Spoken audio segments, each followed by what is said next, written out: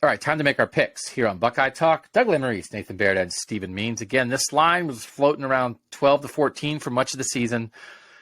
Opened at 8, I think, or 8.5, down to 7.5 as we're recording this. 56.5 the total.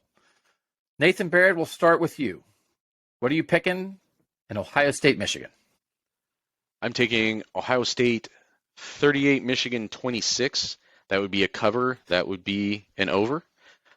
And one thing that really stands out to me when you compare these teams is that Michigan, as adept as it's been all season on offense, and is legitimately a team that can really get out and just flatten you in the run game sometimes, does not finish its drives consistently well. And we've seen Ohio State be a defense that not bend but don't break, but while they're sometimes susceptible to having somebody get out the escape hatch and break a big play, they have also been good at limiting the damage a little bit.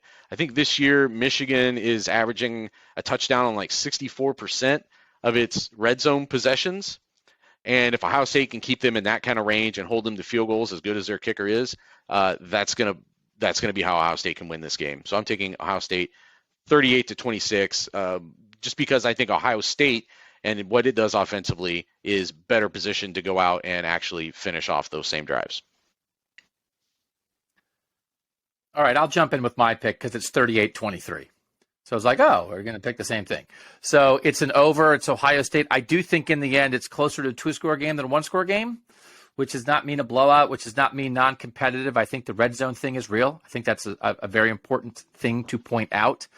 And I do think in the end, I just like, and it's what I said on the podcast on Tuesday, it's like how I like how the puzzle pieces fit together for Ohio State. That I do think what Ohio State does best, which is throwing the ball, I think they will be able to do it because I don't think the Michigan pass rush is going to destroy them like it did a year ago. And what Michigan does best with is run the ball. I just think Ohio State is substantially more prepared to deal with that, both schematically and from a personnel standpoint than they were a year ago.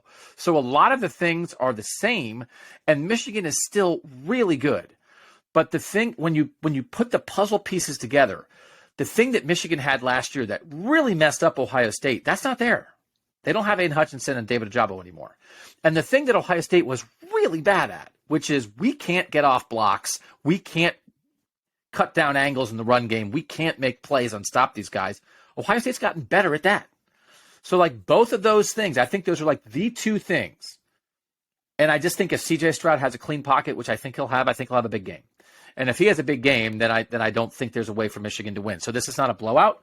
I think it's competitive. I think it might be like a two-score game that's more like Ohio State is up a score in the fourth quarter and ices it, kind of like the Notre Dame game, right? You got to put it away. Michigan still, hey, if you do something wrong and Michigan gets the ball back here, they could march. But I think in the end, not like a down to the last 2 minutes, oh my gosh, it could go either way. I just think it's a pretty good matchup in the end for Ohio State. I'll go 38-23. That is also an over and also a cover for the Buckeyes. Stephen Means, what you got? Yeah, my final score doesn't reflect how I think this game is actually going to play. 52-30, Ohio State wins, Michigan becoming the third team to score at least 30 points on Ohio State this year. And I think it's close for the first 3.5 quarters, maybe into the fourth quarter as well. I'm really stuck on this 2018 thing. And when we did that Retalkables and how we were all like, man, this wasn't the blowout that we thought it was. This was actually pretty competitive. And it came down to a pump block, and all of a sudden, here comes the avalanche. And that's how Ohio State's offense really, since that day, has operated. Everything is about what moment can spark the avalanche. And I think, I don't know whether it's a punt block again for the third straight week or an interception at a key time or a fumble recovery or a random one-play 75-yard drive because Ohio State popped a big play. I think it's close. Maybe it's, 21-17 or something like that heading into the fourth quarter, and then that play happens.